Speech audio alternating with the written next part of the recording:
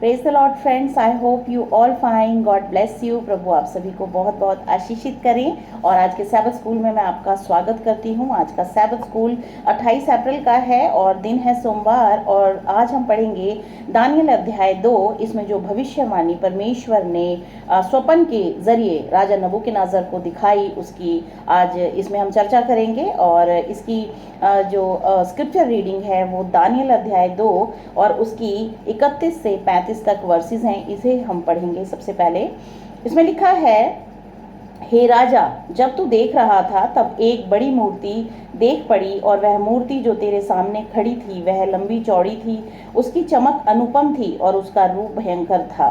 उस मूर्ति का सिर तो चोखे सोने का सा था, उसकी छाती और भुजाएं चांदी की, और उसका पेट और जांघें पीतल की, और उसकी टांगें लोहे की, और उसके पांव कुछ तो लोहे के और कुछ मिट्टी के थे। फिर देखते देखते तूने क्या देखा कि एक पत्थर ने बिना किसी के खोदे आप ही उखड़ कर उस मूर्ति के पांवों पे लग कर जो लोहे और मिट्टी के थे उनको चूर चूर कर डाला। तब लोहा, मिट्टी, पीतल, चांदी और सोना भी सब चूर चूर हो गए, और धूप काल में खलिहानों के भूसे के समान हवा में ऐसे उड़ गए कि उनका कहीं पता न रहा। और वह पत्थर जो मूर्ति पर लगा था वह बड़ा पहाड़ बनकर सारी पृथ्वी में फैल गया। आमीन। परमेश्वर के इस वचन के पढ़े जाने और सुने जाने पे आशीष हो। आमीन। और ये भविष्यवाणी जो है बाइबल में जो है समस्त संसार में जो राजा उत्पन्न हुए, जो शासन उत्पन्न हुआ, उनको दर्शाती है। और करीब ये पूरा वर्णन जो है वो हम समझ सकते हैं कि ये हजारों हजार सालों का जो है के बारे में भविष्यवाणी परमेश्वर ने की, और जो एक स्वप्न के द्वारा राजा नबूकदनेस्सर को दिखाई, और जिसके द्वारा जो है राजा नबूकदनेस्सर ने विचलित होकर इसकी व्याख्या करने के लिए लोगों को बुलाया, लेकिन कोई भी ऐसा नहीं मिला कि जो इसकी व्याख्या कर सके। तो दानियल ने उसकी व्याख्या की, और स्वप्न नबूकदनेस्सर ने देखा था, लेकिन व्याख्या परमेश्वर ने दानियल के द्वारा की करवाई। इसमें हम देखते हैं कि एक मूर्ति की बात की जा रही है। दानियल जो बताना चाह रहा है कि एक मूर्ति जो है नबूकदनेस्सर राजा आपने देखी है, और उसका जो सिर है वो सोने का है, उसकी जो छाती है वो चांदी की है, भुजाएं, हाथ भी चांदी के हैं, और जो उसका पेट और जांघें हैं वो पीतल की हैं, टांगे लोहे की हैं, और पैर जो हैं वो मिट्टी और लोहे के हैं। दोनों जो हैं वो उनसे बने हुए हैं। और अंत में एक पत्थर उस मूर्ति को चूर चूर कर देता है, और वो हवा में उसका जो सारा अंश है वो उड़ जाता है। तो ये जो है भविष्यवाणी दानियल के द्वारा बताई गई नबूकदनेस्सर को। और ये ही जो है मानवता जो जितनी भी सभ्यताएं इस संसार में उत्पन्न हुई, और उनकी जो दशा है वो बताई गई है कि कितने ही हजारों सालों से इस धरती के ऊपर शासन चल रहा है, लेकिन अंत में जो शासन है वो परमेश्वर का ही शासन होगा, और शाश्वत शासन होगा। और वो जो पहाड़ है वो परमेश्वर का शासन है, जो कि पूरी धरती पर फैल गया, और जितने भी शासन करने वाले लोग आए वो चकनाचूर कर दिए जाएंगे। उनका शासन जो है वो आए और वो चले गए, उनका एक कार्यकाल था, उसमें उन्होंने शासन किया, लेकिन अंत में जो परमेश्वर संसार को बनाने वाला सृष्टि करता है उसका शासन ही सबसे सर्वोत्तम है।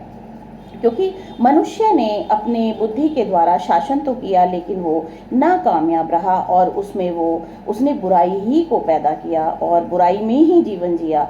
लेकिन परमेश्वर का जो शासन है वही शाश्वत शासन है, और वही जो है मनुष्य की भलाई कर सकता है। और अंत में परमेश्वर का ही शासन जो है पूरे ब्रह्मांड में जो है पूरी धरती के ऊपर होगा।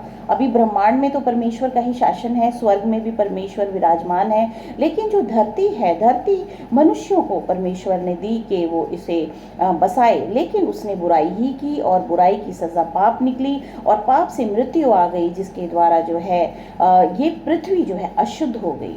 और पृथ्वी पे जितने भी लोग हैं उनके मन हमेशा पाप ही को उत्पन्न करते हैं, लेकिन परमेश्वर का शासन जो है वही मनुष्य को जो है सही रास्ते पर और भलाई के रास्ते पे चला सकता है। तो ये भविष्यवाणी दानियल नबी ने नबूकदनेस्सर को बताई कि ये इसकी व्याख्या है, और नबूकदनेस्सर ने भी परमेश्वर का धन्यवाद किया कि परमेश्वर ने जो है एक ऐसा शासन वो लाना चाहते हैं जो कि सबके लिए भलाई उत्पन्न करे। इससे हम जानते हैं कि समय समय पर जो है परमेश्वर ने जो है शासन लोगों को दिया, और ये परमेश्वर यहोवा परमेश्वर ये है जिसके द्वारा लोग शासन करते हैं। जैसे कि नबूकदनेस्सर जो कि बेबीलोन का जो है वो शासक है, और वो प्रभु यीशु मसीह के आने से 800 साल पहले उसने जो है शासन किया। उसके बाद जो है फारस का राजा जिसे कि हम मादी फारसी का शासन कहते हैं, वो इस पूरे संसार में जो है सबसे ऊपर रहा। उसके बाद रोमन साम्राज्य आया, और इस तरह से हम देखते हैं कि जो अब हम जो जी रहे हैं वो अंत के दिनों में जी रहे हैं, और अंत के दिनों में अब परमेश्वर का ही शासन जो है वो आने वाला है। मनुष्य ने कोशिश की, लेकिन वो कोशिश नाकामयाब थी, और इस धरती पर पाप निरंतर बढ़ता जा गया, और परमेश्वर के ही शासन की हमें ज़रूरत है। हम मनुष्य हैं, हमें परमेश्वर की शासन की ज़रूरत है। तो दानियल 2 भविष्यद्वक्ता ने बेबीलोन की कैद के दौरान, जब वो कैद में थे, भविष्यद्वक्ता दानियल के माध्यम से परमेश्वर ने अपने लोगों और इस दुनिया के राज्यों के बीच संबंधों का सबसे आकर्षक विवरण दिया। और जो हमने अभी वर्सेस पढ़ी 31 से 35 तक, इस समय के अंत तक विश्व इतिहास का एक व्यापक विहंगम दृश्य देता है।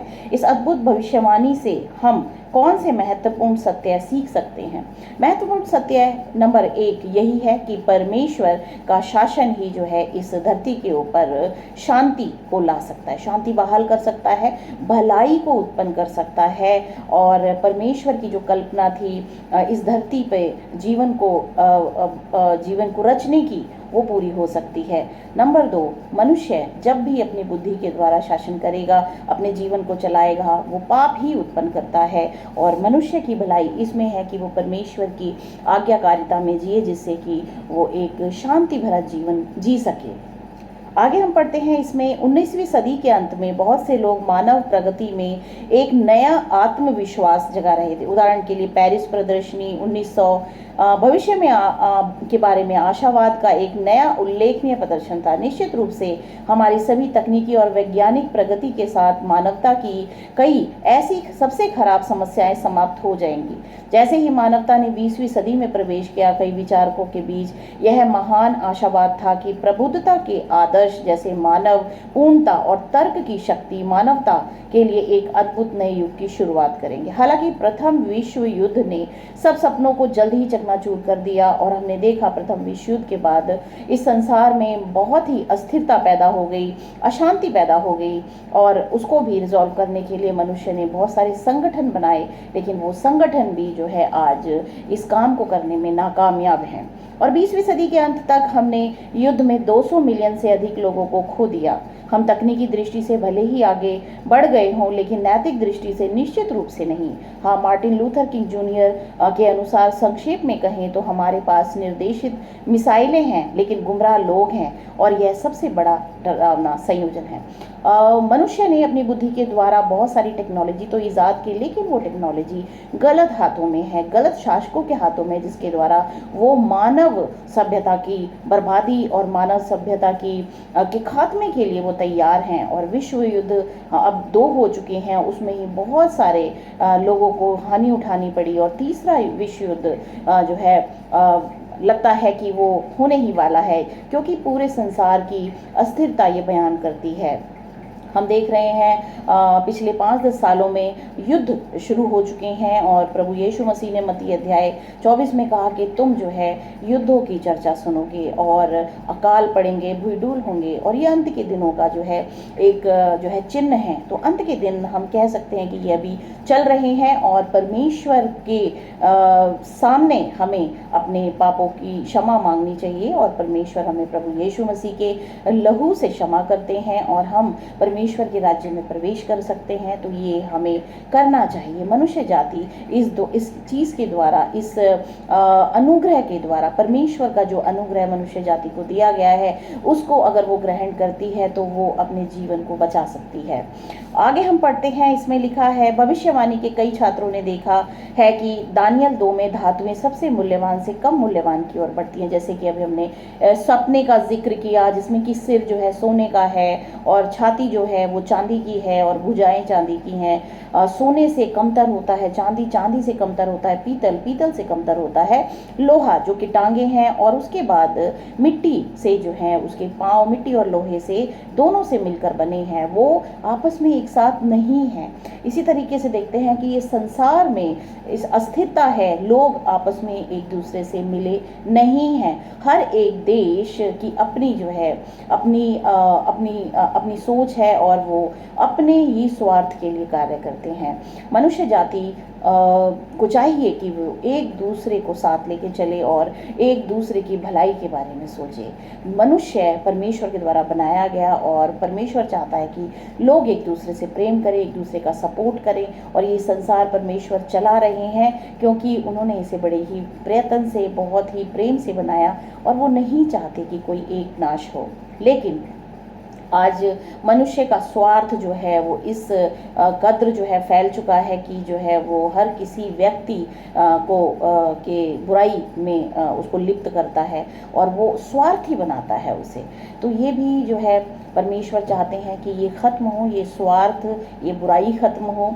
आगे दानियल 2 में धातुएं जो हैं, जैसे हमने बताया कि वो नैतिक मूल्य के बारे में दर्शाता है। जैसे हर एक धातु जो है वो कमतर होती जा रही है हर एक शासन काल में, हर एक समय काल में। तो इसका मतलब है कि लोगों का नैतिक मूल्य गिरता जा रहा है। लोग जो हैं परमेश्वर के जो नैतिक व्यवस्था है उसमें वो जो है गिरते जा रहे हैं, पाप में गिरते जा रहे हैं। और इसमें अवमूल्यन की बात है। इसमें लिखा है कि सोने का अवमूल्यन करके चांदी, चांदी का अवमूल्यन करके पीतल और पीतल का अवमूल्यन करके लोहा, जब तक कि हमारे पास केवल लोहा और मिट्टी ही ना बचे। अंत में जो पैर हैं वो लोहे और मिट्टी के हैं। चार्ल्स डार्विन, कार्ल मार्क्स और 19वीं सदी के अन्य विचारकों ने हमें यह समझाने का प्रयास किया कि मानवता किसी तरह ऊपर की ओर बढ़ रही है। हम जैविक और सामाजिक रूप से विकसित हो रहे हैं और यद्यपि कुछ मायनों में मानव अस्तित्व में सुधार हुआ है, कम से कम भौतिक स्तर पर भौतिक चीज़ें आ गई हैं, टेक्नोलॉजी आ गई है और मशीनरीज आ गई हैं और इस तरीके की इन्वेंशंस जो है मनुष्य जाति ने की हैं। लेकिन नैतिक मूल्यों को अगर हम देखें तो उनके नैतिक मूल्य गिरे हैं और वो और भी जो है अधार्मिक हो गए हैं। कौन वास्तव में इस दुनिया के भविष्य की ओर देखता है? क्योंकि यह अब शांति, सुरक्षा और समृद्धि के बारे में बहुत आशावाद के साथ शासित है। यीशु ने चेतावनी दी, और तुम युद्धों और युद्धों की अफवाहें सुनोगे, क्योंकि जाति पर जाति और राज्य पर राज्य चढ़ाई करेगा और जगह जगह अकाल, महामारियां और भूकंप पड़ेंगे। इन चेतावनियों के बावजूद हम यह जानकर कैसे सांत्वना पा सकते हैं कि हमें उनके बारे में पहले ही से चेतावनी दी गई है। जी हाँ, प्रभु यीशु मसीह ने आज से 2000 साल पहले मनुष्य जाति के फ्यूचर के बारे में बात करी। यीशु मसीह ने कहा कि अभी मैं स्वर्ग जाता हूँ और जब मैं आऊँगा तो तुम्हें भी अपने साथ ले जाऊँगा। क्यों? ऐसा क्यों चाहते थे प्रभु यीशु मसीह के मनुष्य को वो स्वर्ग ले जाएं? क्योंकि यहाँ के हालात रहने लायक नहीं रहेंगे। अंत के दिनों में मनुष्य इतनी बुराई में गिर जाएगा कि वो दूसरों के लिए एक हानि का जो है वो हो जाएगा, हानिकारक हो जाएगा और ये जगह रहने लायक नहीं होगी। लेकिन जो लोग परमेश्वर पे विश्वास करते हैं, आस्था रखते हैं, उन लोगों को परमेश्वर शांति देंगे और वो उन्हें स्वर्ग ले जाएंगे। और ये बात बिल्कुल सत्य है, क्योंकि प्रभु यीशु मसीह अपने कहे के अनुसार 2000 साल पहले स्वर्ग जा चुके हैं और अंत के दिनों की बातें जो यीशु मसीह ने की वो पूरी हो रही हैं और पूरी होने वाली हैं। उनका आगमन निरंतर करीब आता जा रहा है। तो मैं यही बताना चाहती हूँ आप सभी को जो इस वीडियो को देख रहे हैं कि प्रभु यीशु मसीह के पास आएँ। प्रभु यीशु मसीह के पास आपकी समस्याओं का हल है। परमेश्वर आपको शांति देना चाहते हैं, परमेश्वर आपको भलाई में चलाना चाहते हैं। परमेश्वर ही आपके बनाने वाले सृष्टिकर्ता हैं और वो जानते हैं कि आपको सही मार्ग, आपके लिए सही मार्ग क्या है। परमेश्वर ने कहा, प्रभु यीशु मसीह ने कहा, सत्य मार्ग और जीवन मैं हूँ। तो हम प्रभु यीशु मसीह के अनंत जीवन को प्राप्त करें, उसी मार्ग, उसके पीछे चलें और हम सत्य से प्रेम करें। इस तरह से हम अब बचाएं, अपने आप को बचाएं, अपने प्राण को बचाएं। प्रभु यीशु मसीह ने कहा कि इस संसार में तुम सब कुछ पा लेते हो, लेकिन अपने प्राण को खो देते हो तो तुम्हें क्या लाभ हुआ। तो हम जो है अपने अस्तित्व को बचाएं, हम अपने जीवन को बदलें, प्रभु यीशु मसीह के हम पीछे चलें, उन पर विश्वास करें और उनकी आज्ञाकारिता में बढ़ें। तो परमेश्वर हमें अनंत जीवन देना चाहते हैं। तो प्रभु आप सभी को आशीष दें। आमीन।